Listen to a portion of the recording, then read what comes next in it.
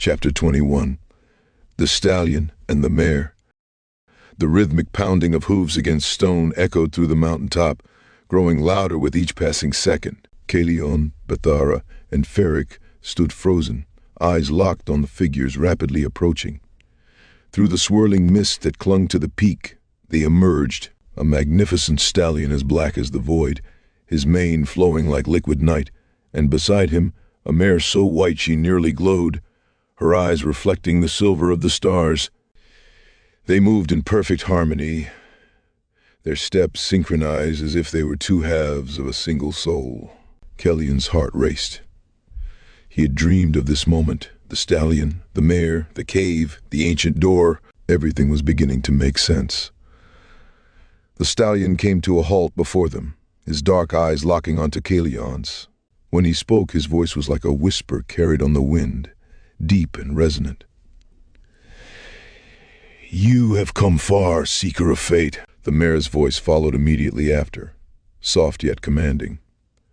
"But the path ahead is not yet decided." Their voices wove together like an incantation, seamless and hypnotic. Bethara took a wary step forward. "Are you saying this is the end of our journey?" The stallion's nostrils flared. "The end of a journey is only the beginning of another." The mare continued. "You stand before the threshold, but the cave will not open its secrets so easily." Feric's brow furrowed. "And what must we do?" The stallion pawed at the ground. "You must answer the riddles of light and dark." The mare lifted her head, her voice ringing clear. "Only then will the cave reveal its path. The choice will be yours, light or dark." At their words, the mist surrounding the peak began to swirl, parting just enough to reveal a jagged entrance in the mountain, a cave mouth carved by ancient hands. Though it stood before them, an invisible force seemed to guard it, barring passage to any unworthy soul. Kaelion stepped forward, his breath catching in his throat. This was it, the moment that had haunted his dreams. The stallion and the mare moved as one, positioning themselves on either side of the cave entrance. Their voices rang out together. "The riddle must be answered with truth, or the way shall be shut forever." Bethara scoffed.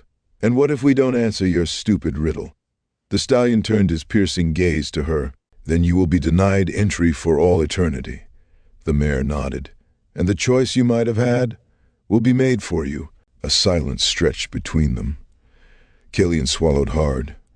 "Then ask us the riddle." The stallion and the mare bowed their heads in unison. "Listen well, seekers of fate." The stallion's deep voice echoed through the air, harmonizing with the mare's melodic tones, both speaking in unison as if reciting an ancient hymn. "With every stride, I grow in length, yet have no voice, no form, no strength. The more you take, the more I leave, a path behind for those who grieve. Though fleeting, I can tell a tale of journeys taken, weak or hale. Yet stop and still, and I am gone, erased by time, like dusk to dawn. What am I?" Kaelion ran a hand through his hair, frustration creasing his brow as he stared at the inscription on the ancient stone door. "All right, so it's clearly talking about something that increases, but also decreases. But what does that even mean?" Feric crossed his arms, scowling at the words. "Maybe it's time? The more time you take, the less you have left behind?" Bethara shook her head, tapping her chin. "No, that doesn't fit. Time doesn't leave anything physical behind, it just moves forward." Zephi let out a sharp squawk from her perch, tilting her head as if mocking their struggle. Kaelion groaned. "All right, well, what else makes sense? Coins, memories? Maybe." Bethara suddenly gasped, her eyes lighting up. "Wait, footsteps. The more you take, the more you leave behind." Feric blinked. "That actually makes sense." Kaelion turned to her, realization dawning on his face. "You're right. Footsteps." With a confident step forward, Bethara pressed her palm against the inscription. "Footsteps," she said clearly. As soon as the word left her lips, a deep, resonating rumble echoed through the chamber as the ancient stone door trembled, then slowly slid open.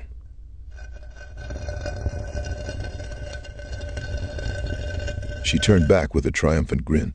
See? You boys just needed a little guidance. Kaelion shook his head with a chuckle.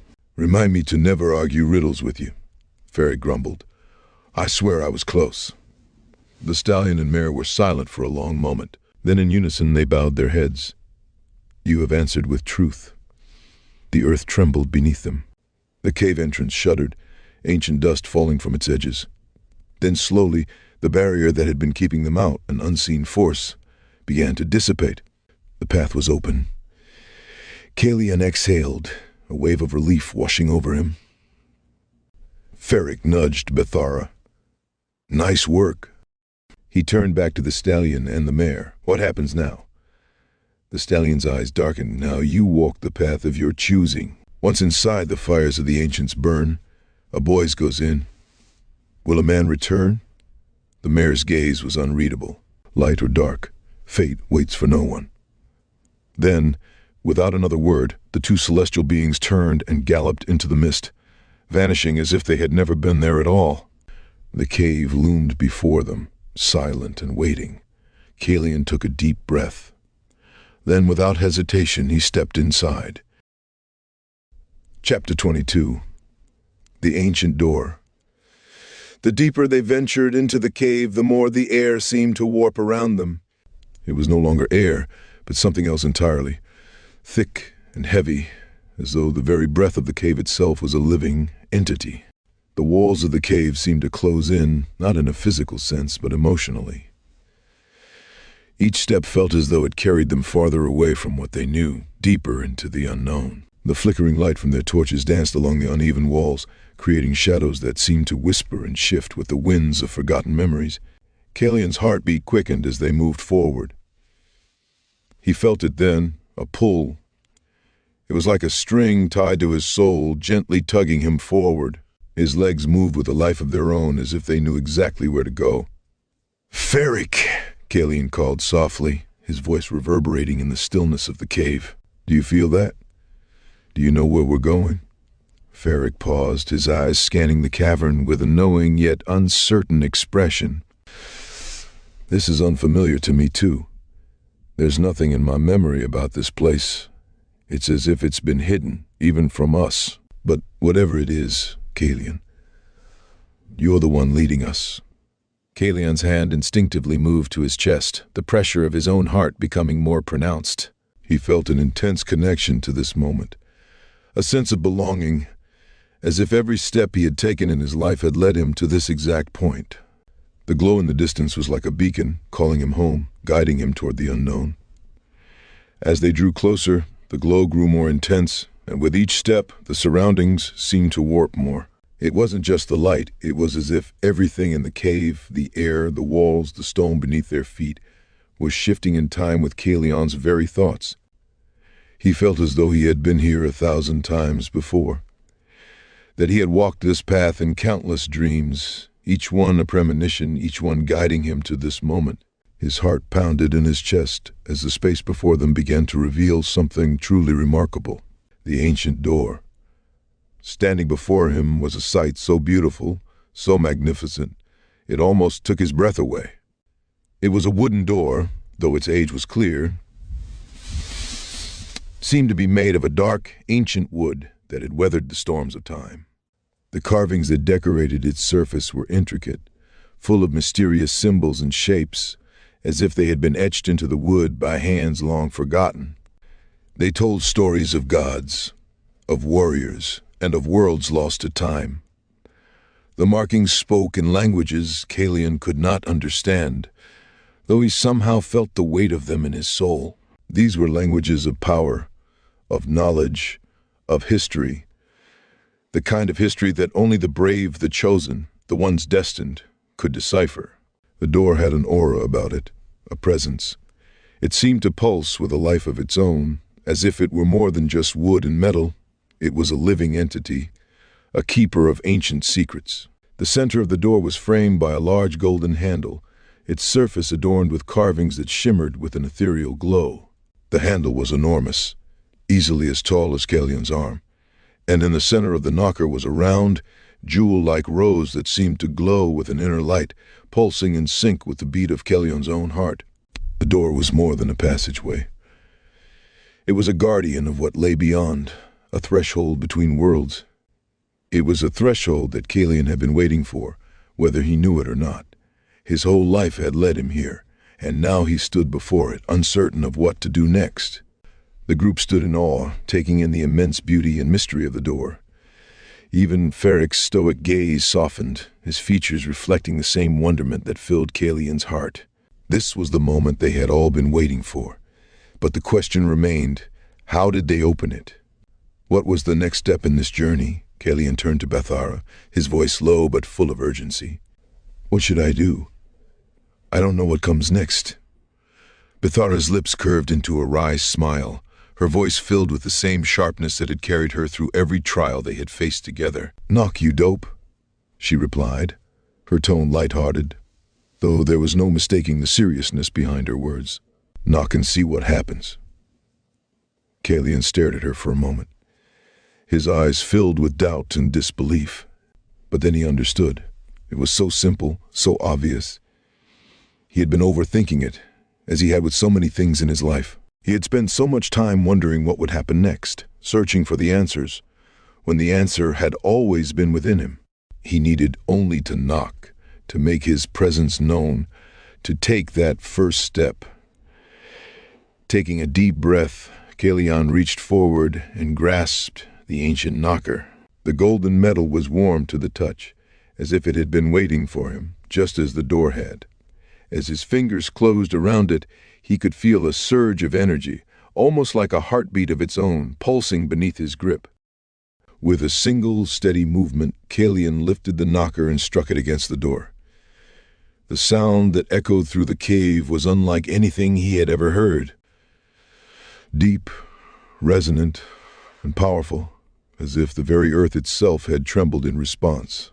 The 3 knocks seemed to stretch on for eternity, each one reverberating through the chamber and deep into the bones of the cave. The air seemed to hum, vibrating with the energy of the knock, the sound like the voice of the world itself, reaching out to answer. The cave trembled again. For a moment everything went still. It was as though the very space around them had paused in anticipation. Then a slow creak sounded from the door. The ancient wood groaned as the door began to move, its hinges twisting and turning, releasing the tension that had built over centuries. The surface of the door shimmered, the carvings glowing faintly as the golden knocker pulled away, retreating into the door itself. Kaelion stood frozen, the weight of the moment settling on him.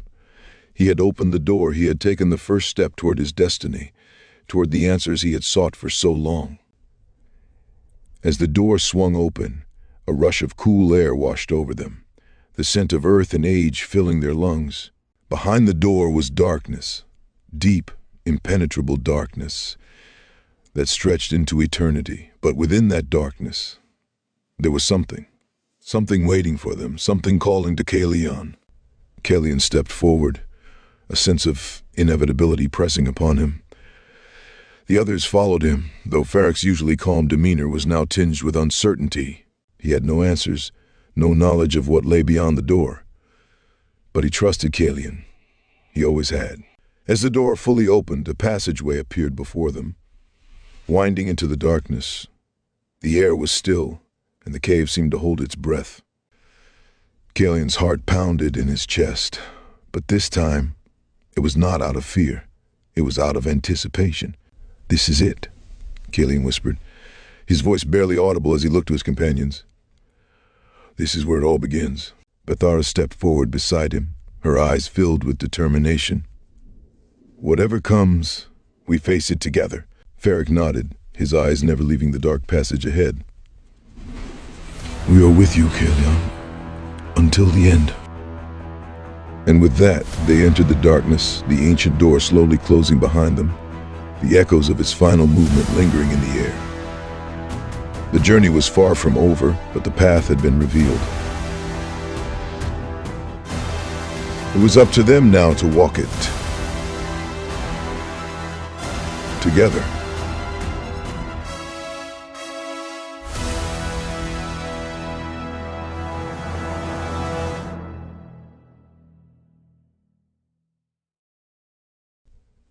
Chapter 23.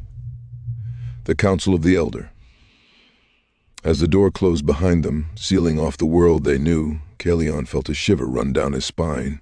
The atmosphere around them shifted, and for a brief moment, he felt as though the very fabric of reality was bending. The air no longer carried the weight of the Earth's gravity. It was lighter, almost ethereal, and yet it pressed in on them in a way that felt both comforting and unsettling. The cavernous space around them seemed to stretch on forever. The walls and floor blurred into an indistinct haze, as if they had crossed the threshold into another realm entirely. They had not simply entered a cave. They had entered a different plane of existence.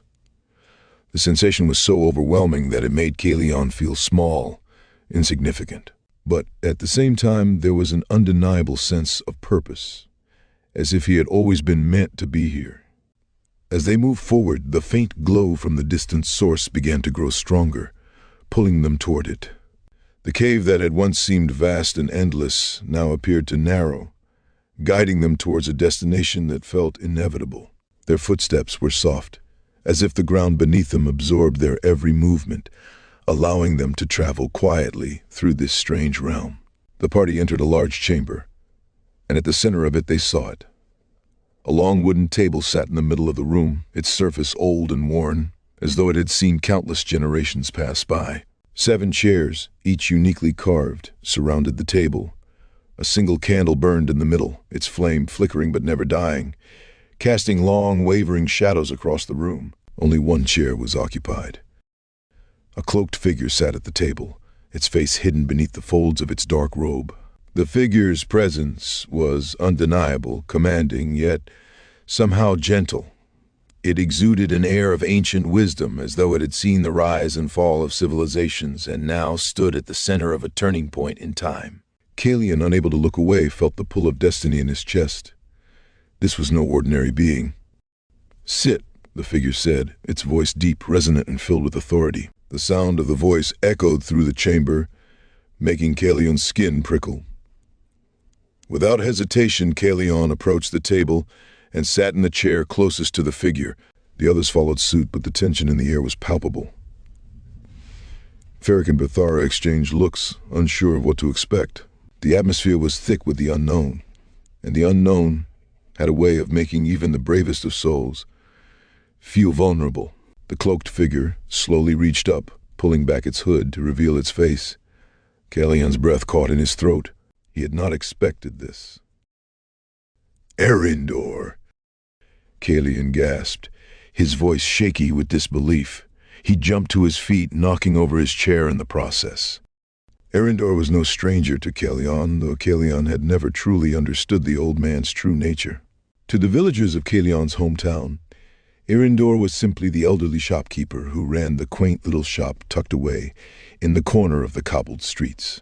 His store was full of strange trinkets, arcane books, and mysterious artifacts that no one truly knew the purpose of. He was a fixture of the village, a man with ancient eyes, whose weathered face carried the weight of secrets and stories untold. He always wore a hooded cloak, even in the warmest weather, and his sharp, intelligent gaze never missed a detail. Despite his seemingly frail appearance, there was always something enigmatic about him, something that made people feel as though they were never quite in the presence of an ordinary man. Kaelion remembered him as a quiet figure in the background, someone whose words often carried more weight than most realized. He had a way of looking at people, into them, almost as though he could see the layers beneath their faces. The townsfolk knew not to ask too many questions about Erindor's past. They knew he had come to the village many years ago, and they knew that, just as easily as he had appeared, he could vanish into the ether without a trace. And yet, despite his mysterious aura, he had always been kind to Kaelion, offering him strange advice that never quite made sense at the time, and always reminding him to stay true to the path, even when the road is unclear. To Kaelion, Erindor had simply been the wise old shopkeeper, a man who gave him the occasional cryptic piece of guidance. But as the figure in front of him now revealed itself to be Erindor, Kay felt the scales of reality shift. The man he thought he knew, the man who had been there for him in his hometown, was not who he appeared to be at all. This man, who now stood before Kaelion, was not merely a shopkeeper or a kind old soul.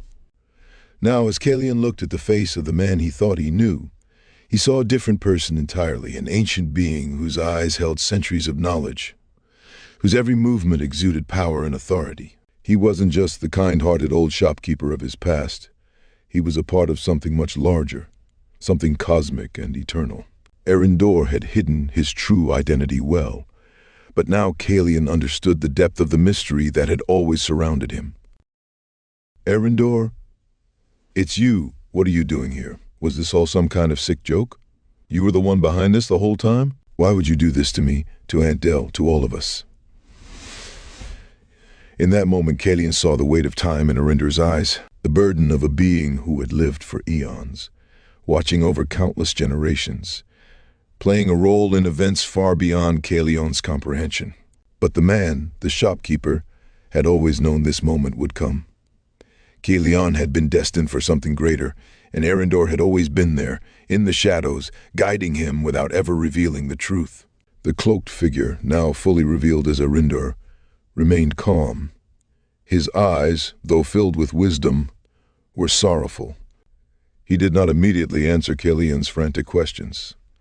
Instead, the air around them shifted again, and suddenly a chorus of mystical voices filled the space. Morpheus, he is not ready. He is impatient. He is foolish. The voices rang out in perfect unison, and Kaelion froze in place. His eyes darted around the room, searching for the source of the voices. Who's Morpheus? Kaelion demanded, his voice sharp with a mixture of fear and confusion. He looked up and around the room, trying to make sense of the disembodied words. Erendor sighed, his gaze heavy with unspoken regret. He nodded as if acknowledging the truth of what the voices had said. I am Morpheus, he replied, his tone filled with a quiet authority. And you, young Kaelion, are now at the Council of the Elder. What's an elder? Bethara and Kaelion said in unison. Feric, his expression one of both awe and reverence, looked at Kaelion. The Elder. They are the original beings, Kay. He began, his voice soft but carrying the weight of deep knowledge. When the world was still young, the Elder were already old. They are the beginning, the gods to all. They created the avatars, beings of great power, to watch over and guide the world. But over the eons, they saw the flaws in us, their creations. They watched as we bickered among ourselves, as we waged wars, and as we destroyed what they had created. Feric paused, his face growing solemn. So the Elder cast us out. They sent the avatars to live on Earth, and they created humans, our new charges, to watch over. But as the Elder grew complacent with their new creations, one of their own, Blackwell, began to grow bitter. Blackwell had been cast aside, rejected by his own parents, and in his rage, he vowed to destroy mankind and everything the Elder had created. Kaelion's mind was spinning. He had known there was something greater at play, something more than just his destiny, but he had never expected this. Never expected the Elder to be so involved. Morpheus, no, Erendor, now looked directly at Kaelion, his eyes filled with a strange mixture of pity and resolve. You are the one, Kay. You are the one true champion who can defeat Blackwell and restore balance. You are the one who can stop him once and for all. Suddenly the room echoed with the many voices in unison chanting.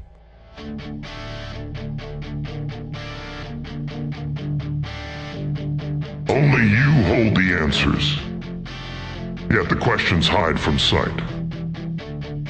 Only you guard the secrets, buried deep in mind's twilight. Only you can unveil them, turning darkness into day. Only you walk the path now, the guiding light, the destined way. Kaelion's breath hitched in his chest. I don't understand. What do you mean? I'm just a boy, just a kid who's barely learned to control the power inside me. How can I possibly defeat someone like Blackwell? Morpheus rose slowly from his seat, his cloak flowing around him like the shadows of the cave itself. It is not about what you can do, Kaelion. It is about what you are. You are the embodiment of both light and dark, of hope and despair. You have the power to bring balance to a broken world, but you must accept your role. You must embrace the truth of who you are and rise above the doubts that plague you. Kaelion felt a surge of emotion rise within him. He had always known there was something more to him, something greater than just the boy from a small village. But to hear it spoken aloud, to be told that he was destined for something this grand, it was overwhelming. You are saying that I'm the only one who can stop Blackwell? Kaelion asked, his voice shaky but resolute. Why can't the Elder just stop him? He's your son after all. Morpheus regarded Kaelion with a solemn gaze, the weight of countless ages reflecting in his silver eyes. Because, Kaelion, that is not our way. The Elder are bound by the one true oath, an oath sworn at the dawn of creation. We do not interfere in the affairs of men or the struggles of this world. We guide, we watch, but we do not act. Kaelion clenched his fists. That's not good enough. Blackwell is your son. You helped bring him into this world, and now you just stand by and let him destroy it? Morpheus sighed, the sorrow in his voice unmistakable. Do you not see? That is precisely why we must stand aside. Creation was never meant to be ruled by its makers, nor can destiny be shaped by our hands. If we move to stop him, we undo the very balance we forged. The choice, the power to fight back, must come from you, from the mortals and avatars who still carry the light within them. Kaelion shook his head, frustration twisting in his gut. That's a coward's excuse. Morpheus did not flinch. No, Kaelion. It is a burden greater than you know. We could stop him, yes, but in doing so, we would break the laws that hold the fabric of existence together. And if we do that, there will be nothing left to save. Morpheus's voice resonated through the chamber, his words carrying an eerie calmness that filled the air with an unsettling sense of authority. You must first face the trials of the Elder. These trials are not just tests of strength or wisdom, but of your very essence, your heart and soul. They will challenge you in ways that you cannot yet comprehend. If you pass, you will take the oath and live your life under the Order of the Rose. This order, Kay, will unlock your true potential, the depths of your powers that lie dormant within you. Only then will you have the strength and control necessary to face Blackwell and end his reign of chaos. Your destiny has always been intertwined with this path, but the trials will be the crucible through which you will emerge as the champion we know you can be. Kaelion felt the weight of the words settle around him, heavy and suffocating, but with an undeniable pull that seemed to ignite something deep within. He had always known there was more to his existence than he had been taught, more to his journey than he could see. And now the truth was beginning to unfold before him, layer by layer, revealing glimpses of his purpose. Morpheus's voice softened as if trying to offer some reassurance. You must understand, Kay. The powers you seek to wield are not just gifts, they are responsibilities. The Order of the Rose is not a title, it is a binding, a pact with forces beyond your understanding. Once you embrace it, you will walk a path unlike any other, and the power that will surge through you will not only give you the means to defeat Blackwell, but will shape the very fabric of your being. Kaelion's heart raced as the realization settled in. The trials would be difficult, but they were the key. And once they were completed, everything would change. His powers, his purpose, everything would fall into place. The thought of facing the trials, of confronting whatever challenges lay ahead, filled him with both fear and determination. He was unsure of what was to come, but he knew one thing for certain: he had no choice but to move forward. To fail was not an option, for the fate of the world and those he loved hung in the balance. The Elder gazing upon him was unwavering, their collective energy pressing down. Yet there was an unspoken understanding that he would rise to meet the challenge. His past, his doubts, the chaos that had consumed him, none of it mattered now. What mattered was that he was ready, ready to take the trials, ready to take the oath, ready to step into the light of his destiny. "We will guide you, Kaelion," Morpheus spoke once more, his voice no longer that of the shopkeeper Kaelion had once known, but of a being far beyond comprehension. "But it is your heart that will determine whether you succeed or fail. The Order of the Rose will bind you to the path of the champion, but only if you prove yourself worthy." Kaelion's gaze turned from Morpheus to his companions. Feric, Bethara, Zephi, each of them had been with him through the trials and tribulations that had led him here. But now, as the truth of his purpose unfolded before him, he realized how much more was at stake than the journey they had taken together. This was a crossroads, a moment in time where the very fabric of their world could be altered. And Kaelion, now understanding the gravity of the situation, knew that he was not alone in this fight. His companions would stand by him, but the trials would be his to face. The room seemed to darken, the air thickening with ancient energy as Morpheus finally spoke the words that would set everything into motion. "The time has come, Kay. The trials await. And when you return, you will not be the same. You will stand among the elder, and your power will be unparalleled, but only if you can conquer the trials. Only if you master yourself." The elder spoke in unison once more. Only you have the answers.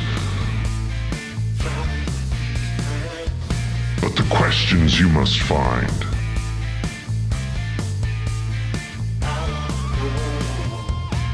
The finality of their words hung in the air like a heavy stone, and Kaelion could feel the weight of what was to come pressing down on him. There was no turning back now. Chapter 24. The Failure of Vincentius. A storm churned in Nerethar, thick with shadows that twisted and coiled like living things, whispering secrets no mortal should hear. The air was thick with the scent of burning sulfur, the space between time and reality shifting in a haze of black mist. At the heart of this swirling darkness stood a massive obsidian throne, jagged and towering, carved from bones of forgotten gods.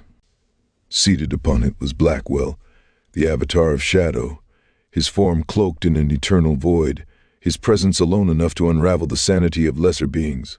His eyes burned like twin stars of oblivion, deep pools of endless, malevolent knowledge. Before him was Vincentius. His golden eyes blazed with fury, his lips curled in frustration, standing tall before his brother. "You blame me?" Vincentius spat, his voice sharp as a dagger. "You sit there in your endless abyss, watching from the shadows, and now you dare to scold me like a disobedient child? I had the boy. I twisted him, I bent his will, I led him straight into the abyss. He was mine." Blackwell's expression did not change, and yet he slipped through your fingers. Vincentius clenched his fists. The darkness around them trembled, as if reacting to his rage. "You think this was my failure alone? If you were so certain of victory, then why didn't you act? Why didn't you stop him yourself?" Blackwell slowly leaned forward, his towering presence suffocating, his eyes narrowing. "Do you forget your place, trickster?" His voice was barely above a whisper, yet it carried the weight of 1,000 collapsing worlds. Vincentius did not back down. "My place? My place is where you put me, brother. Cast aside, exiled, forced to play the fool while you sit upon your throne of nothing. You speak of failure, but where were you when the boy unleashed that light? Where were you when everything fell apart?" The void around them pulsed. A deep rumble echoed through the abyss, as if the very fabric of their domain was reacting to the rising tension. Blackwell exhaled slowly, his expression unreadable. "Watch your tongue, Vincentius." But Vincentius was not finished. He took a bold step forward, his golden eyes flashing defiantly. "Perhaps you overestimate your own foresight. Perhaps you were wrong about the boy." The shadow shattered. A violent pulse of darkness exploded from Blackwell's form, a force so overwhelming that the abyss itself tore apart. The air crackled with raw, unfiltered chaos. And for the first time in eons, Vincentius staggered. "Enough!" Blackwell's voice was no longer calm. It was a storm, a command of the void itself. The weight of it crushed down upon Vincentius like an unmovable force, pressing him down to his knees whether he willed it or not. The trickster gritted his teeth, every fiber of his being screaming in defiance. But even he could not fight against the raw fury of the abyss. "I have tolerated your arrogance for too long," Blackwell hissed, stepping closer. "You forget who released you, who gave you power again. You have not regained your full power yet and are no match for me." The darkness wrapped around Vincentius like chains, burning cold against his skin. "You are a tool, Vincentius." Blackwell's voice dropped to a near whisper, filled with venom. "A means to an end, and do not mistake my patience for weakness." Vincentius glared up at him, his breath ragged. The fight in his eyes had not dimmed, but he knew when to step back. He had pushed Blackwell too far, for now. After a long silence, he forced himself to smirk, though his hands trembled. "Fine. Then tell me, O great harbinger, what now?" Blackwell studied him for a long moment before turning away. The suffocating weight lifted, and Vincentius exhaled sharply, regaining his composure. Blackwell extended his staff, and a thin crack of darkness formed in the orb at the top, revealing glimpses of the world beyond, the sacred realm where Kaelion now stood before the Elder, ready to undergo the trials. "The boy has entered the realm of the Elder," Blackwell murmured. "If he passes the trials, if he takes the oath of the rose," his eyes gleamed dangerously, "then he will have control over the power to oppose us." Vincentius slowly rose to his feet, brushing off the remnants of Blackwell's shadowy grip. He rolled his shoulders, a wicked smirk returning to his lips. "Then we must stop him before he succeeds." Blackwell's expression remained unreadable. "No, Vincentius, we must do more than stop him." He turned toward the swirling void, and within it, something began to emerge. A great and terrible thing, older than time itself. A prison of light, cracked and faltering, its prisoner stirring after eons of slumber. Vincentius's smirk faded as realization dawned upon him. His golden eyes flickered in alarm. "You cannot mean to wake it." Blackwell chuckled, the sound like breaking glass. "We have no choice." He turned to face Vincentius fully, his gaze sharper than ever. "We underestimated the boy once, and we will not do so again." Vincentius hesitated, then crossed his arms. "And what must be done?" Blackwell's lips curled into something resembling a smile. "The boy's faith in his allies remains his greatest strength, so we will turn that strength into his greatest weakness." Vincentius arched an eyebrow, intrigued. "We break them before he can pass the trials, before he can take the oath." Blackwell nodded. "Yes, we will strike where he least expects it. We will sever the ties that bind him, and when he stands before us at the end of his journey, he will do so alone, broken, powerless." He turned back toward the prison of light, the very air trembling as cracks spread further across its surface. And should he still manage to stand against us? A slow, terrible smile spread across Blackwell's face. "Then we will unleash the Forgotten One upon him." Chapter 25. The Trials. Kaelion stood before Morpheus, the weight of the moment pressing down on him like an unseen force. The chamber stretched into an infinite darkness, yet he could feel the presence of the Elder, looming in the unseen depths. Their ancient energy filled the air, whispering to him in a language older than time itself. He turned slightly, glancing back at his friends. Feric stood firm, his arms crossed over his chest, his eyes burning with determination. Bethara, always brimming with fire, clenched her fists, her gaze unwavering. Zephy's wings folded behind her, her silver gaze full of silent encouragement. Kaelion swallowed hard. "I don't know if I can do this." His voice was barely above a whisper. Bethara was the first to step forward. She grabbed his arm, giving him a look so intense that it sent a shiver down his spine. "Don't you dare talk like that, Kay. You're the strongest person I know. You've fought your way through everything and you're still standing. This is just one more step." Feric nodded. "The Elder chose you for a reason, boy. You are more than you think you are. More than we know." His voice was rough, but there was something gentle beneath it. Zephy smiled softly. "We believe in you, Kay. Now believe in yourself." Kaelion exhaled, their words settling in his heart like embers reigniting a fire. He turned back to Morpheus, his hands clenched into fists. "Okay, I'm ready." A shift in the air, a hum of ancient power. Suddenly, 4 massive doors materialized in the void, illuminating the space with their powerful glow. Each door was unique, radiating a different energy, almost alive in its presence. The red door burned with an internal fire, the wood appearing scorched, yet unconsumed by flame. Ancient runes, blackened with soot, spiraled across its surface. The knocker was a golden dragon's head, its eyes gleaming like molten lava. The heat from the door pulsed in waves as if daring anyone to step forward. The blue door shimmered like the depths of space. Its wood looked more like flowing water, shifting and changing shape, yet somehow solid. Strange, glowing celestial like symbols shimmered through the grain. The knocker was a lighting bolt. A cool mist emanated from it, wrapping around the floor like fog. The purple door was wrapped in shadows, its wood carved with swirling, unreadable symbols that seemed to change. The longer one stared at them. A dim violet glow pulsed from within, as though something slumbered behind it.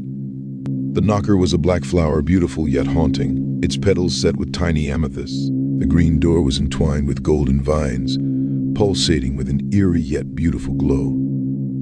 The symbols etched into it were ancient and familiar, resembling the language of the Elder. It smelled of earth and life, like a storm after rainfall. The knocker was a bronze lion's head, regal and powerful, with emeralds set in its eyes. Kaelion's breath caught in his throat. Each door radiated power, pulling him in different directions.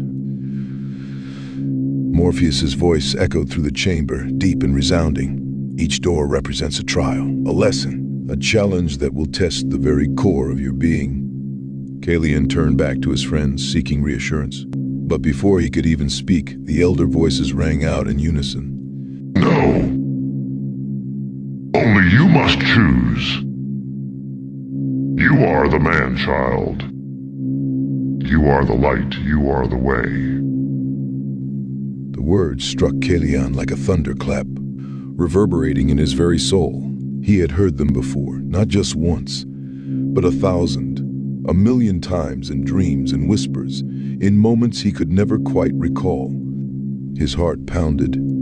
He turned back to the doors, and then he stepped toward the red door. Bethara gasped slightly. "Kay, wait." He paused, looking back. Bethara's eyes were full of emotion, and before she could second-guess herself, she rushed forward, throwing her arms around him in a fierce hug. "You better come back," she whispered, her voice thick with feeling. He held her tightly, feeling the warmth of her presence. Then, before he could fully process it, Bethara pulled back slightly and kissed him. It was brief, soft, but it sent a jolt through Kaelion's entire being. She pulled away, her face flushed. "Now go, you dope." Kaelion grinned, feeling an entirely new kind of fire within him. Turning back to the red door, he reached for the dragon-headed knocker. The moment his fingers touched it, flames erupted, consuming the entire door in a brilliant inferno. Boom! The door swung open on its own, revealing only darkness beyond. A powerful wind rushed past, pulling him inward. With one last look at his friends, Kaelion stepped through. The moment his foot crossed the threshold, the door slammed shut behind him with a deafening echo that rippled through the chamber. The elder voices whispered, powerful and final. You have chosen the trial of fear. Chapter 26. Face Thy Enemy. The moment Kaelion stepped through the red door, his body was wrenched forward, sucked into a void of twisting fire and darkness. Heat scorched his skin, and a deafening roar echoed in his ears, like the very world was tearing apart. Then, boom, he hit solid ground, his knees buckling. The scent of sulfur filled his lungs, thick and suffocating. A volcanic hellscape stretched out before him. Towering cliffs of blackened rock jutted into the sky, rivers of molten lava snaking through the cracked earth. The air shimmered with heat, and above him, The sky burned blood red, as if the heavens themselves were ablaze. Then a voice, low, sneer, dripping with menace. "So, this is the champion they send to stop me?" Kaelion's heart nearly stopped. Blackwell. He turned, and there he was, the Shadow Lord, the devourer of light, the end of all things. Blackwell stood tall upon a jagged rock formation, his monstrous figure barely human.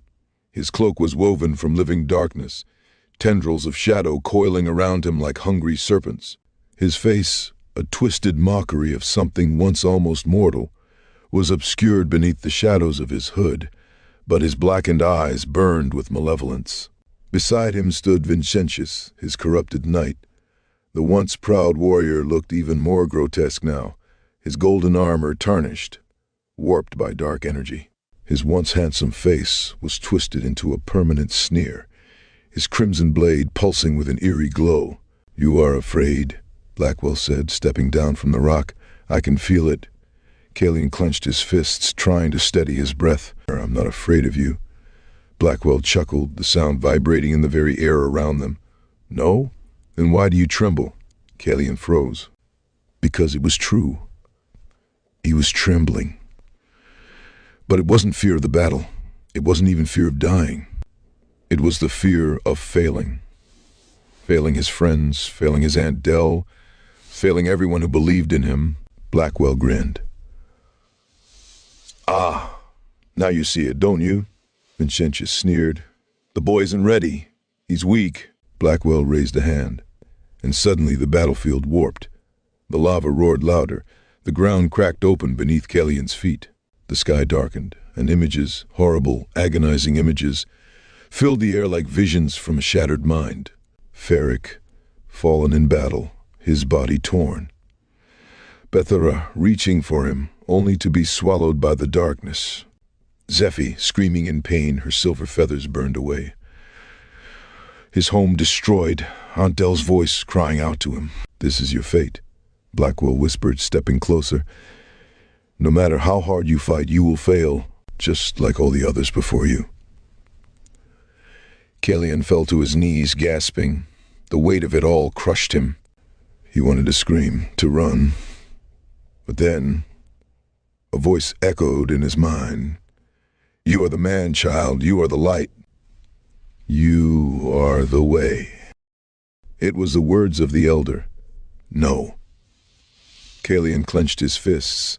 No. That wasn't true. He had come too far. He had fought too hard. He thought of Bethara's fiery determination, Zephi's quiet wisdom, Feric's unwavering strength. He thought of Aunt Dell, who had raised him, who had believed in him when no one else did. He could not fail them. He would not fail them. Kaelion forced himself to his feet, his entire body shaking. The fear was still there, but he refused to let it control him. Blackwell frowned. "What is this?" Vincentius hissed, stepping forward. "You should be broken. Bow to your fate, boy." But Kaelion took a step forward, then another, and another. The fear was still there, but he moved anyway. Blackwell's expression twisted in frustration. The visions around them shattered like glass, dissolving into nothing. "You are not supposed to resist," Blackwell roared. Kaelion stared him down. "I do resist." A new power surged through him, something ancient, something true. It burned brighter than the fire around them, brighter than the lava beneath their feet. And suddenly his entire body ignited in light. Golden flames erupted from his skin, but they did not burn. They purified. The darkness recoiled from his presence, and Blackwell staggered back. Kaelion stepped forward, unafraid.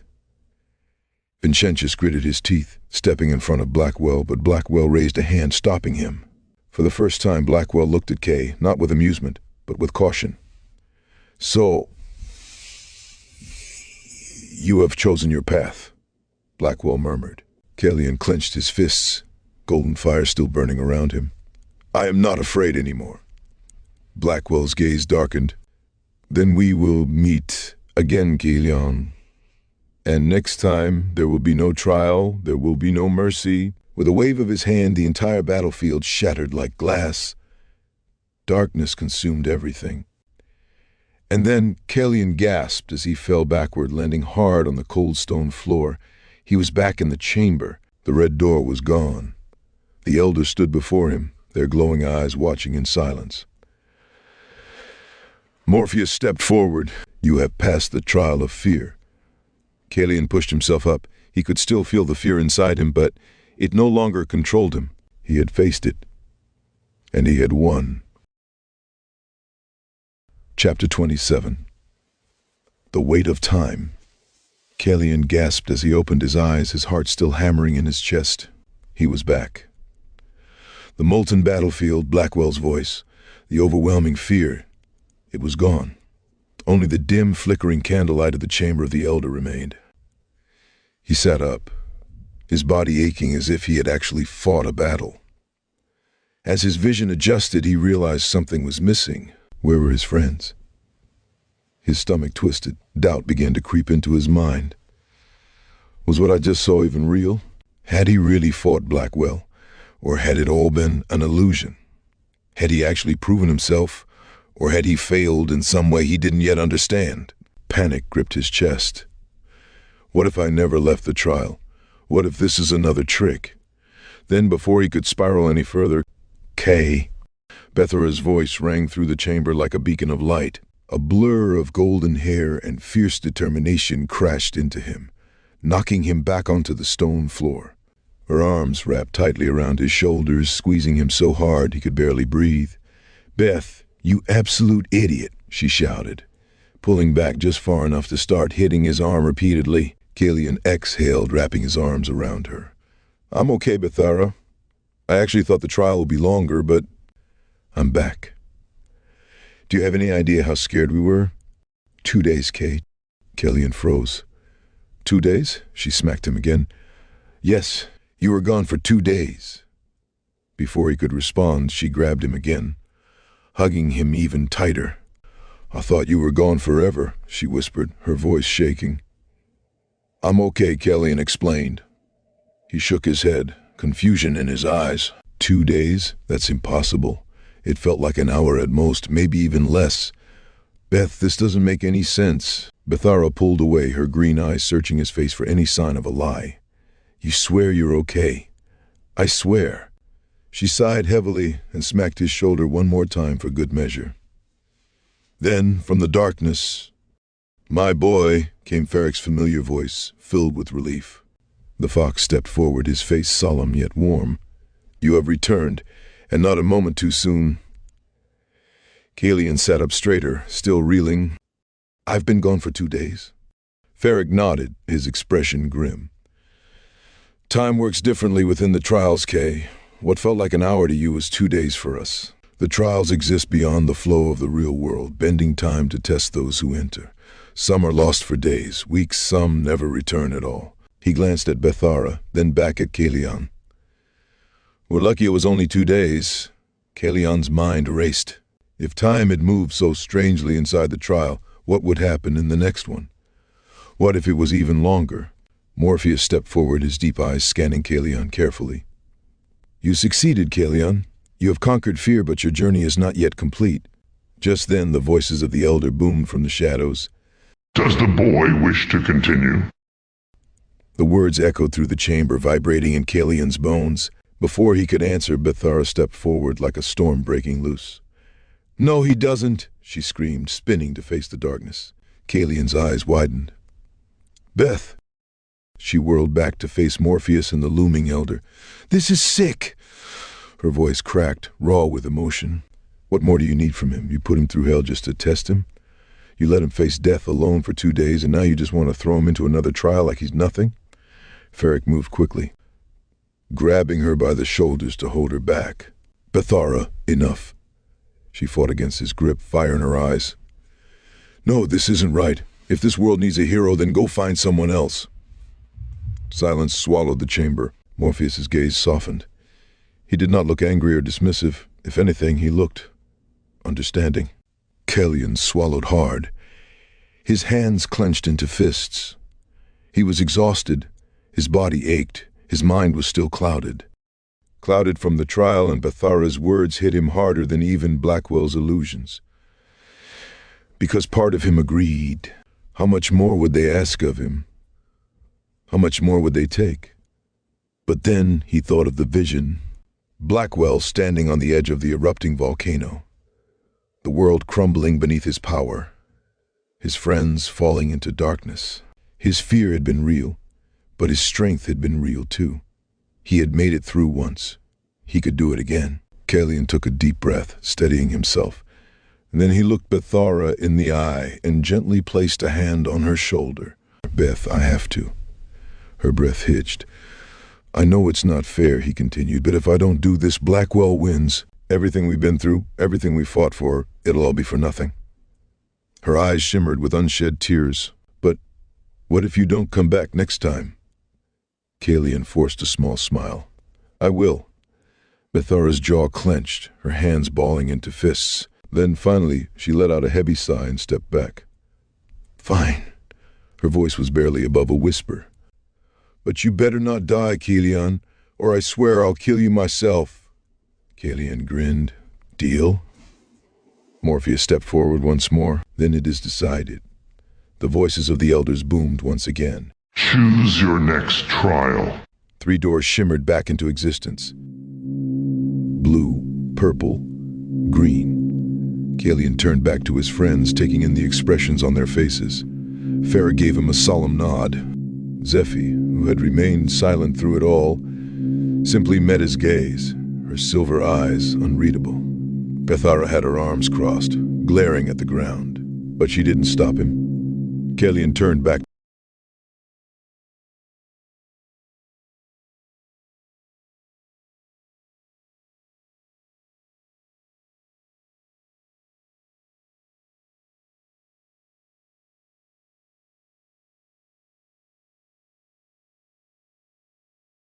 Chapter 28. Face thyself. Kaelion stepped through the green door, and the world around him shifted. Gone was the dark chamber of the Elder. Gone were the towering doors and the voices that echoed from the shadows. Instead, he found himself standing in the middle of Auralith, his home. The warm breeze carried the scent of freshly baked bread, one so familiar and comforting that it sent a wave of longing through him. Aunt Dell's bread. Kaelion inhaled sharply. His absolute favorite. His boots pressed against soft, sun-kissed grass as he turned in place, taking in the rolling hills, the cobblestone streets, the colorful market stalls that lined the village square. It all looked so real. Could it be? A flicker of movement in the sky caught his eye. A shadow swooped overhead, wings spread wide. Zephyrian. Kaelion's breath hitched. I'm home. His heart pounded as questions flooded his mind. Was it all just a dream? The elders, the trials, Blackwell, Vincentius, the avatars. Had it all been some elaborate illusion? Had he imagined everything? A smile tugged at his lips. But then he remembered Bethara and Feric. His chest tightened. If this is real, then were they never real? His head spun, uncertainty taking hold. Then, Kay, where are you? His heart clenched at the voice. Aunt Dell. He turned toward his childhood home, the small cottage at the end of the street. The wooden shutters were open, allowing the scent of warm bread to escape into the air. The bread's almost ready. Kaelion took a step forward, drawn toward the house like a moth to a flame. But before he could reach the door, something blurred past him, running through the field toward the cottage. A young boy, dressed in simple tunic and trousers, no older than 12. His hair was wild, his eyes bright with innocence. Kaelion froze in place. The boy was him. Coming, Aunt Dell, the younger Kaelion yelled, disappearing into the house. Kaelion's mind reeled. This isn't possible. Then a shadow crept across the sky. The sun, once warm and golden, was swallowed by a massive wall of dark clouds, rolling in unnaturally fast. The air grew cold, a mist slithering over the ground. Kaelion's instincts screamed at him. From the mist, a hooded figure emerged. No, not this. The figure glided toward the house, silent and ominous. Dark energy crackled at its fingertips. Kaelion's body moved on its own, sprinting toward the cottage. but he was too late. The cloaked figure reached the door first. With a single motion, it thrust out its hand, unleashing a wave of black mystic energy into the home. Andel's scream tore through the air. The younger Kaelion's cries followed. Kaelion roared in fury, drawing his blade and launching himself at the figure. They clashed, the force of their battle sending shockwaves through the village. Kaelion slashed, his blade meeting resistance as the cloaked figure parried with unnatural speed. He pivoted, aiming for the figure's back. His sword connected, slicing through the heavy cloak. The hood fell away. Kaelion staggered back, eyes wide with horror. The face beneath the hood was his own, but older, paler. His skin was marked with blackened veins, his eyes glowing with a terrible golden fire. His lips curled into a mocking grin. "My poor, innocent, naive self," the dark Kaelion sneered. "You don't understand, do you?" Kaelion's breath hitched. What are you?" "Your future." Dark Kaelion stepped forward, his presence suffocating. "This is your destiny. Even if you defeat Blackwell, you will become something far worse. The harbinger of death. You will turn the day into perpetual night." Kaelion shook his head violently. "No, that's impossible. I would never." The dark version of himself laughed, a low and terrible sound. "You know nothing of the Elder Kaelion, nothing of the power they offer you." He tilted his head. "You think they're testing you to make you strong? They're using you, manipulating you. You are their puppet, their entertainment, for now. But in the end, your true destiny is to destroy them." Kaelion clenched his fists, shaking. "I don't believe you." "Oh, but you will." Dark Kaelion extended his hand. "Come with me. Let me show you the truth. Don't waste your time on these trials. They demean you. They weaken you. Take what is yours, your power, your destiny, your dark light." Kaelion stared at the outstretched hand. His mind swirled with confusion. Maybe he's right. Maybe I am better than this. Maybe I don't have to suffer through these trials. Maybe. Then a voice, distant, faint. Kaelion's eyes flickered. The voice called again, closer this time. "Kay, where are you?" "Bethara," Kaelion gasped, his mind clearing like the lifting of a fog. "Bethara." Feric Zephi, they were real. They were waiting for him. The hand he had almost taken suddenly felt like a noose tightening around his throat. Dark Kaelion's smile grew wider, sensing victory. But Kaelion drew his sword. With a battle cry, he struck down his future self. Dark Kaelion let out a terrible, screeching wail, his body disintegrating into black mist as the storm clouds parted. The sun broke through the sky, golden light washing over the village once more. Kaelion fell to his knees, panting, his whole body trembling. He had nearly. The doorway appeared before him. The green door, Kaelion swallowed, gripping his sword tightly. Then, with unwavering resolve, he stood, stepped forward, and passed through. Darkness took him, and he collapsed. Chapter 29. The Breaking Point. The echoes of Bethara's voice still lingered in Kaelion's mind as he staggered back into reality. His entire body felt weak, as if the battle against his dark self had drained the very life from him. His breath was ragged, his limbs heavy, and his thoughts clouded with the remnants of what had just transpired in the trial. But he was back. He had won. The chamber of the elders slowly came into focus. The looming figures remained in the shadows, their ever-present voices silent for now. The glowing door behind him, the one he had just emerged from, faded into nothingness, its purpose fulfilled. Then a sound. A choked, muffled sob. Kaelion turned just as something crashed into him, nearly sending him to the floor. Bethara. She clung to him with trembling arms, her face buried in his chest, her body shaking with exhaustion. Kaelion froze, caught off guard by the sheer desperation in her grip. "You're back," she whispered, her voice hoarse and raw, as if she had been screaming for days. Kaelion slowly wrapped his arms around her. "Bethara, She pulled away, just enough to look at him, her eyes red and swollen from crying, drained, broken. 8 days, Kay. Kaelion blinked, his stomach dropping. 8 what? 8 days. Her voice trembled. That's how long you were gone this time. Kaelion staggered back, his breath catching in his throat. 8 days. It had only felt like minutes inside the trial. An hour at most. Bethara ran a hand through her tangled, unkempt hair, her expression one of exhaustion and grief. You don't understand what it's like to stand here waiting, not knowing if you'll ever come back, to feel that door swallowing you up, over, and all I can do is wait. Her voice broke. Kaelion saw it now, the dark circles beneath her eyes, the hollow look on her face, the way she stood as if too tired to hold herself up.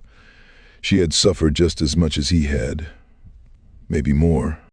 I can't do this anymore, Kay, Bethara whispered, tears slipping down her cheeks. I just can't. Kaelion's chest ached. Before he could say anything, Feric stepped forward from the shadows. His presence steady as always, but his eyes held a weight Kaelion had never seen before. My boy, Feric sighed. This trial took something out of all of us. Kaelion clenched his fists. He'd been so focused on his own struggles, his own battles, that he hadn't thought about what this was doing to them. To Bethara, to Feric. Even Zephyrian, perched in the darkness, her golden feathers dimmer than usual, seemed subdued. The voices of the elder boomed from the darkness. Does the boy wish to continue? Bethara whirled toward them, her face contorted in rage. No, he doesn't, she screamed. Kaelion had never seen her like this, furious, shaking, her voice filled with raw hatred. She turned back to Kaelion, eyes filled with pain. We should leave, Kay. We should walk away from this. Kaelion swallowed, his mind a storm of emotions. Part of him wanted to listen to her, wanted to run. She was right. How much more could he take? How much more could she take? His eyes met hers, and for a moment he almost said yes. Almost. Then he thought of Blackwell, of Vincentius, of the prophecy, of the entire world hanging in the balance. He realized he couldn't stop, no matter how much it hurt, no matter how much it cost him. He couldn't stop now. Kaelion took a shaky breath. I have to keep going. Bethara's expression crumbled. Why? She whispered. Why do you have to be the one? Because if I don't, who will? Kaelion asked, his voice quiet but firm. Feric placed a steadying hand on Bethara's shoulder, his face unreadable, but his silence spoke volumes. Bethara wiped at her tears, letting out a small, bitter laugh. You're too good, Kay. Too damn good for this world. Kaelion smiled weakly. I think you might be giving me too much credit. She shook her head. No, I don't think I am. She hesitated for a moment, as if searching for the right words. Then she grabbed his face in her hands and kissed him. Kaelion froze, his mind blank as her lips pressed against his. It was brief but real, so real. When she pulled away, she didn't say anything. She just turned and walked away, disappearing into the shadows. Kaelion stood there, his heartbeat pounding in his ears. Feric sighed. She loves you, my boy. Kaelion swallowed, his throat tight. I know. Feric clapped a hand on his shoulder. Then make sure you come back to her. Kaelion took a deep breath and turned back toward the elder. I'm ready for the next trial. The chamber trembled. Another door appeared before him. This one was purple, and the next trial awaited.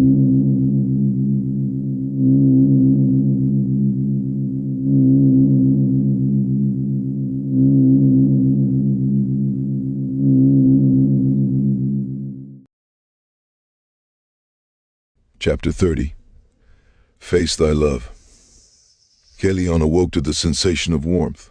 Not the heat of battle, not the smothering embrace of fear, but a soft golden warmth that seeped into his very soul. A light breeze whispered through the room, carrying the scent of salt and honey. The delicate curtains by the open window danced lazily, framing a view of a vast, endless ocean. The sky beyond was a brilliant blue, dotted with the occasional cloud, the sunlight glistening off the rolling waves like scattered diamonds. He inhaled deeply, and a sense of peace unlike anything he had ever known filled his chest. Kaelion sat up slowly, his fingers running over the plush bedding, as soft as clouds. The air smelled faintly of freshly baked bread and something even sweeter, home. His brows furrowed.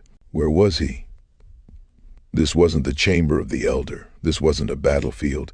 This was paradise. A faint shuffle caught his ear, followed by a voice so warm, so familiar, so intoxicating that it made his heart freeze in place.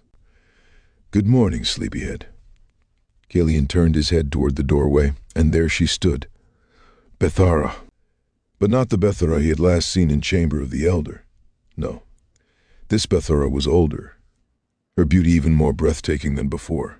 She looked radiant, her hair longer, cascading over her shoulders in soft waves, her face carrying a maturity that only made her more captivating. There was something in her eyes, love, peace, joy, as if she had everything she had ever wanted. Kaelion's throat went dry. "Beth?" His voice was hoarse, as if it had taken all his strength to say her name. She grinned, her emerald eyes twinkling with playfulness. "Yes, Kay, it's me. Are you okay?" She giggled. Before he could speak, she rushed across the room and tackled him onto the bed, her weight pressed into him, real, solid, warm. He could smell her, the faint trace of lavender and wildflowers in her hair. Kaelion let out a choked breath and, without thinking, wrapped his arms around her, tightly, desperately, like a man who had been drowning and had finally reached the shore. Bethara laughed. "What's gotten into you?" "Let's stay in bed all day," Kaelion whispered against her hair, holding her as if she'd disappear. She sighed dramatically, then chuckled. "I wish. Please." But before she could respond, a small delicate cry from another room. Kaelion froze. His body stiffened as Bethara sat up, stretching. "Oh, he's awake." "Who?" Kaelion asked, his voice barely above a whisper. Bethara turned to him, rolling her eyes playfully. "Who else?" She disappeared through the doorway and returned with a child in her arms. A small boy, no older than 2, nestled against her chest. Kaelion felt his world tilt. The child had light, curly hair, and when he lifted his sleepy face to look at Kaelion, his eyes, emerald green, just like Bethara's, shone with innocent curiosity. Kaelion couldn't breathe. His heart pounded painfully against his ribs as he stared at the boy. Bethara smirked. "Kay, don't just sit there looking stunned. You act like you've never seen your son before." Kaelion's hands shook. "My son?" Bethara laughed. Duh." She kissed the child's head. "Eros, say good morning to Daddy." The boy babbled happily, reaching his tiny hands toward Kaelion. Kaelion felt the entire world shift beneath him. Days passed, then weeks, then years. Kaelion lived a simple, peaceful life in their home by the sea. He woke each morning to Bethara's warm embrace, spent his days playing with Eros, and fell asleep each night with his love in his arms. The memory of the prophecy, the trials, the elder, the war, Blackwell, all of it became nothing more than a fading dream. A bad dream. This was real. This was home. This was everything he had ever wanted, and he never wanted to leave. One afternoon, Kaelion was in the grassy fields behind their home, tossing a wooden ball back and forth with Eros, who was now 7 years old. Eros laughed, full of boundless energy. "Dad, watch this." He threw the ball high into the air, spinning as he did. Kaelion smiled. "Nice throw, kiddo." Then he saw it. A door. Not just any door. A purple door, shimmering at the edge of the field. Kaelion stood frozen, his eyes fixed on the shimmering purple door that had appeared on the horizon. A memory stirred deep within him. A memory of a life beyond this perfect dream. A life of war, of pain, of duty. But as soon as the thought surfaced, another voice whispered, "Why go back? Why return to suffering? You belong here." A shadow slithered through the field like an unseen predator. The air grew heavier. The sky darkened ever so slightly, an unnatural shift like reality itself bending. Then he appeared, Blackwell rose from the ground, his form pulling free from the earth as if he had always been part of it. His deep shadow-like robes billowed, his dark eyes gleaming with something close to triumph. Kaelion's breath caught. "Blackwell?" The man smiled, tilting his head. "You seem troubled, my boy." Kaelion turned fully toward him, his body tense. "What is this? What are you doing here?" Blackwell stepped closer, his movements slow, deliberate. "I am merely ensuring that you are content, that you remain where you are happiest." His gaze flickered to Bethara standing in the distance and Eros chasing his ball. "With them." Kaelion's heart pounded against his ribs. This isn't real, is it?" Blackwell sighed, feigning disappointment. "Real? What is real but the perception of the mind? Is the love of your wife not real? The warmth of your son's embrace? The laughter in this place?" He extended a hand, gesturing to the paradise around them. "Tell me, Kaelion, does this feel like a lie?" Kaelion's fists clenched. "The trials," Blackwell's expression darkened, "are nothing but a cruel game. The Elder do not want you to find peace, Kaelion. They want to break you, twist you into their perfect little warrior, their savior. But tell me, have they ever given you joy? Have they ever given you love?" Kaelion hesitated, a flicker of doubt. Blackwell smiled. "They sent you through fire and fear, through pain and torment. But I have given you a home. I have given you a family. Why would you ever return to them?" Before Kaelion could answer, a crack of thunder split the air. The sky rippled, and from its very fabric, Morpheus stepped forth. The presence of the ancient elder shattered the false serenity of the dream. The wind roared, the sky darkened further, and Bethara and Eros flickered for a brief second, like a flame caught in a draft. Morpheus's golden eyes burned as they locked onto Blackwell. "You dare to interfere with the sacred trials?" Blackwell's expression twisted into a snarl, the facade of civility vanishing. "Father, you should not be here, old fool." Kaelion stepped back, torn between the two titans before him. His mind swirled with confusion, with doubt. "Morpheus," his voice was hoarse, uncertain. Morpheus turned to him, his gaze filled with something unexpected, desperation. "Kaelion, listen to me. This is not real. This world, this life, Blackwell has twisted the trial, corrupted its purpose. You must break free." Blackwell let out a low, raspy laugh. "Break free? Why would he? He has everything he has ever wanted." Unlike you, I do not ask him to bleed for power. I offer him peace." Morpheus's robes flared as a surge of golden energy crackled around him. "This peace is a prison, a fabrication designed to keep him from fulfilling his destiny." Blackwell's grin vanished. His voice turned to a growl. Blackwell's voice thundered through the void, shaking the very foundation of the Elder's domain. Shadows curled around his form like living specters, his eyes burning with an ancient rage that had not dimmed through the eons. He stepped forward, his presence a storm, his fury a force of nature. Morpheus stood unyielding, his golden eyes steady, but there was a flicker, a brief moment of sorrow before he braced himself against the coming wrath. Blackwell's fists clenched as he pointed a trembling hand at Morpheus. "You and the other elder, our so-called fathers, cast all of your children out." His voice cracked with the weight of betrayal. "You cast us into the arms of mortals, made us their slaves, their weapons, their martyrs. You sent us to be puppets to man, and for what? Your amusement? Your cursed, twisted balance." Morpheus's face remained still, but Blackwell saw it, the subtle shift of his brow, the slight tension in his jaw. So he pressed harder. "Do not stand before me now preaching duty, preaching fate, when you never once cared for us." Blackwell spat, his breath heavy, his form quivering with barely contained wrath. "We were your children, and you threw us away." Morpheus finally spoke, his tone even but heavy. "You do not understand the burden we bear, Blackwell." Blackwell laughed, sharp and venomous. "Oh, is that what you tell yourself? That you carry some noble burden?" His voice dropped to a dangerous whisper. "You never carried us. You never protected us. You abandoned us, just as you would abandon Kaelion now." Morpheus took a slow breath. "Kaelion has a greater purpose." Blackwell lunged forward, his aura exploding outward.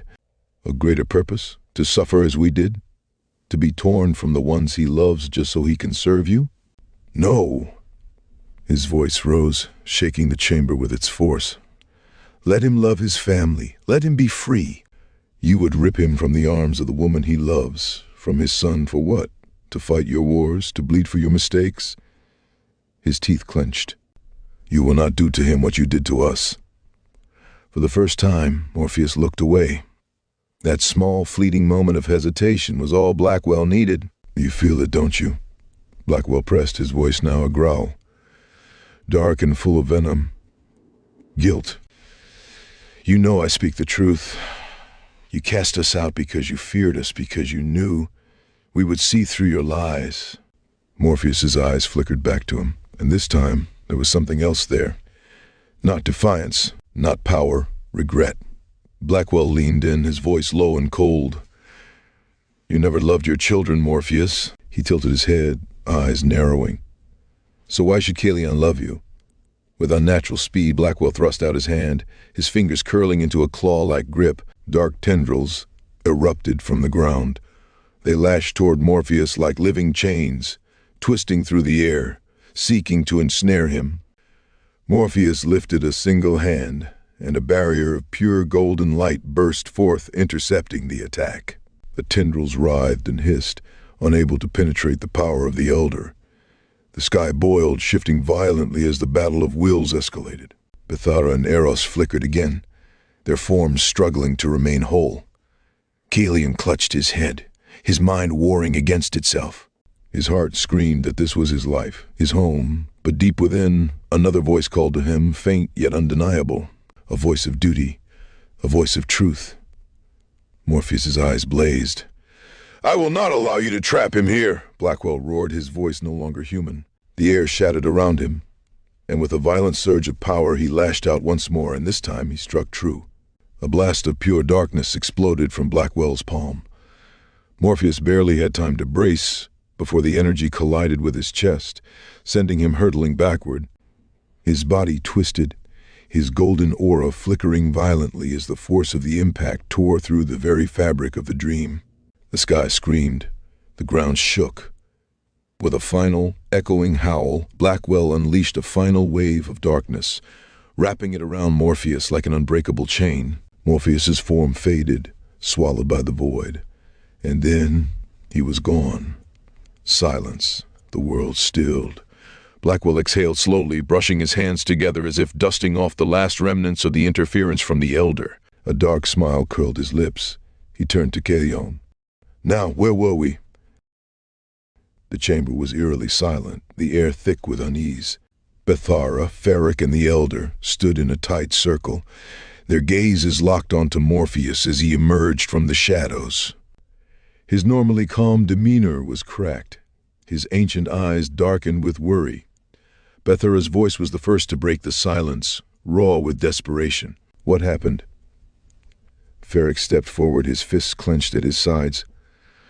Tell us, Morpheus, where is he? The Elder exhaled slowly, his gaze heavy. I did all I could, he admitted, the weight of his words sinking deep into the room. Blackwell has a powerful hold on his mind. He has given Kaelion something I fear he may not be able to resist. Bethara's breath hitched, her face twisting in frustration. What does that mean? What did he do to him? Morpheus shook his head. Blackwell corrupted the trial. He twisted it into something more personal. He offered Kaelion a life free from pain, a life of love, peace, and family, something he has never had before. The Elder exchanged troubled glances, their expressions unreadable, but Feric's was full of rage. That bastard. That's not a trial, that's a prison disguised as paradise. Bethara's hands trembled. Then how do we break him out? Morpheus's jaw tightened. We can't. A stunned silence fell over the chamber. One of the Elder, shrouded in shadow, finally spoke. Impossible. The trials are beyond Blackwell's reach. Morpheus's gaze darkened. Then explain how Blackwell walked freely within it. Explain how he was able to seize control of Kaelion's mind. The shadows around the Elder seemed to shift. as if the very walls of the chamber recoiled at his words. Another elder, his voice aged and brittle, muttered, "The darkness is stronger than we feared." Morpheus gave a solemn nod, "And we grow weaker by the moment." Bethara stepped closer, her voice breaking. "So that's it? He's just lost to us?" Before Morpheus could answer, the air split open. A violent tear in reality formed at the door, purple light crackling at its edges. And then Kaelion fell through. A piercing scream tore from his throat as he crashed onto the stone floor. His body convulsed, his fingers clawing at the ground, as though trying to hold on to something that was already gone. His breaths came in ragged, agonizing gasps, his shoulders heaving with the force of his sobs, a cry of pure, unbearable pain. Bethara rushed forward. "Oh my gods, Kay!" She dropped to her knees beside him, her hands cradling his face. His skin was ice cold, his eyes distant, shattered. Feric was there a moment later, gripping Kaelion's arm. "Kay, look at me." But Kaelion didn't move. His soul was somewhere else. Bethara pressed her forehead against his, her own tears spilling onto his cheeks. "Come back to us," she whispered. It took long moments before Kaelion's breathing evened out. His trembling lessened, but his eyes still held a haunted emptiness. Feric swallowed hard, then asked the question they all needed answered. "How did you break free?" Kaelion blinked slowly. And then a voice so hollow, so devastated that it sent chills through the room. "I gave up everything." A soft breeze rustled the grass of the field. The golden sun bathed the world in warm light. Eros stood alone in the middle of the field, gripping the wooden ball in his small hands. His emerald eyes darted around, confused. His heart pounded, his little voice barely above a whisper. "Dad? Where are you?" No answer, just the wind. The ball slipped from his fingers, bouncing once before rolling into the grass. The sky, so clear only moments ago, seemed darker now, emptier, and far away beyond the edges of time. Kaelion wept.